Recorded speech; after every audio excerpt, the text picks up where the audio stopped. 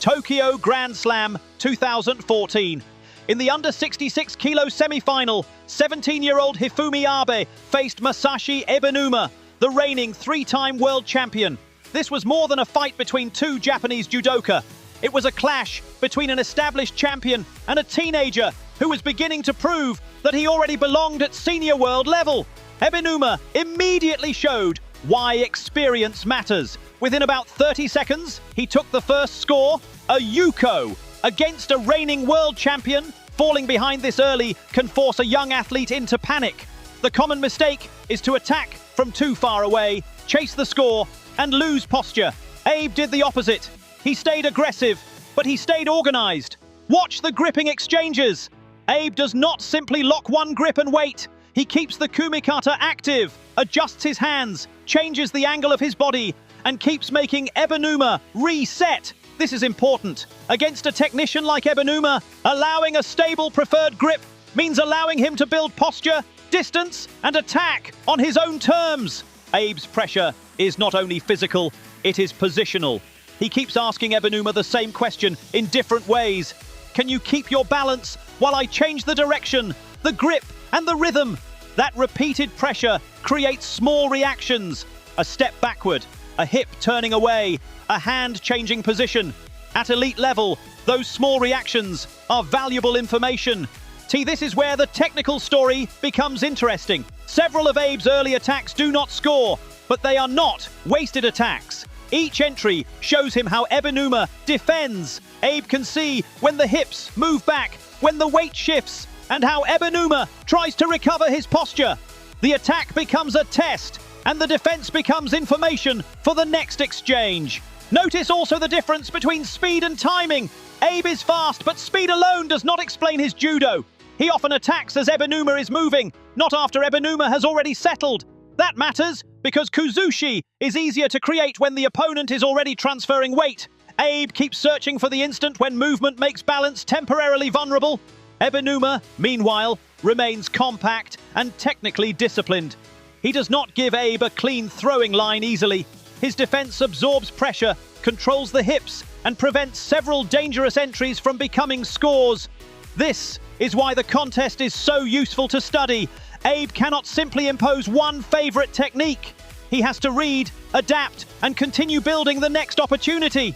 As the match develops, Abe keeps the attack rate high enough to prevent Ebinuma from becoming comfortable. The champion has the score, but he cannot simply manage the clock. Abe keeps forcing new gripping situations and new movement. Tactically, this is crucial. When you are behind, pressure must create decisions for the opponent, not just movement for yourself. Approaching the final minute, the situation becomes more delicate. Ebinuma still has the advantage, so every exchange now has strategic value. Abe needs a score, but desperation would make him predictable. Instead, he continues to stay connected and waits for a moment when Ebinuma commits his body forward strongly enough that the direction of force can be used against him. Look at the kuzushi. Abe does not create all of it with a dramatic pull. Part of the imbalance is already produced by Ebinuma's own forward commitment.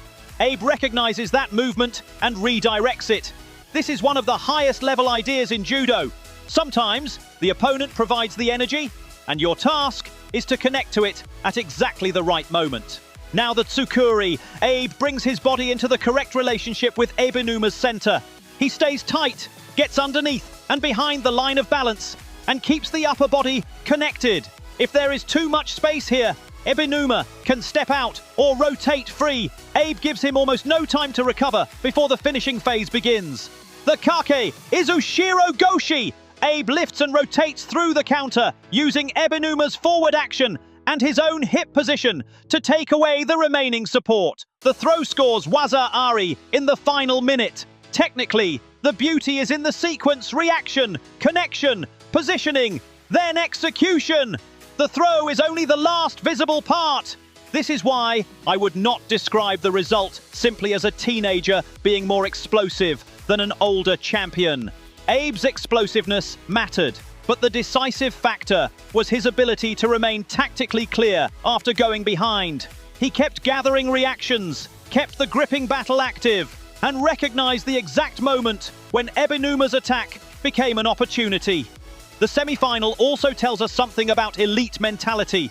Abe was 17, facing the reigning world champion, and he had already conceded the first score.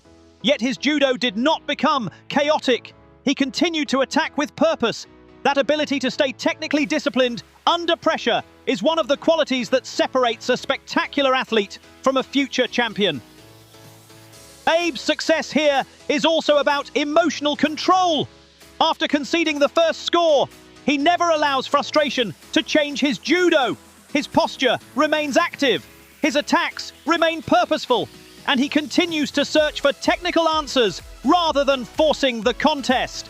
This is especially impressive because Ebinuma is not giving him obvious mistakes. Abe has to create them. He does it through repeated pressure, changing rhythm, changing direction, and forcing Ebinuma to respond again and again. The decisive opening is built gradually.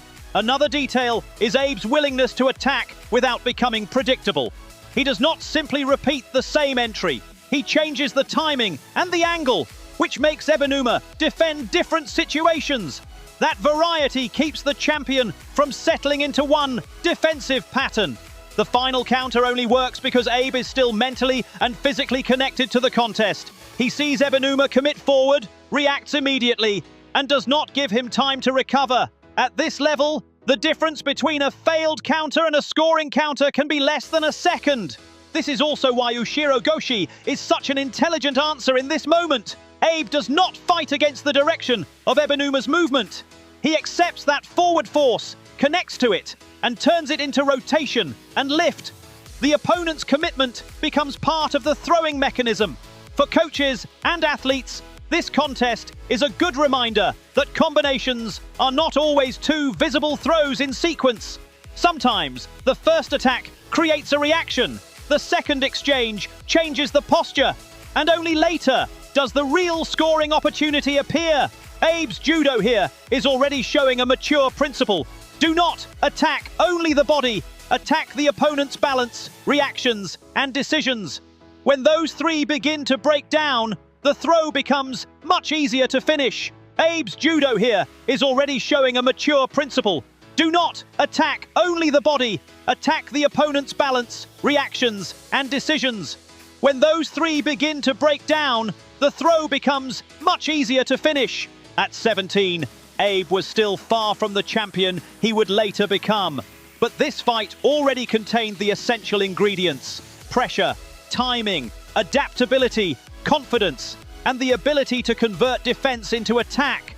That is why this match is worth studying even years later. Technical analysis by Yurdos Kamzin.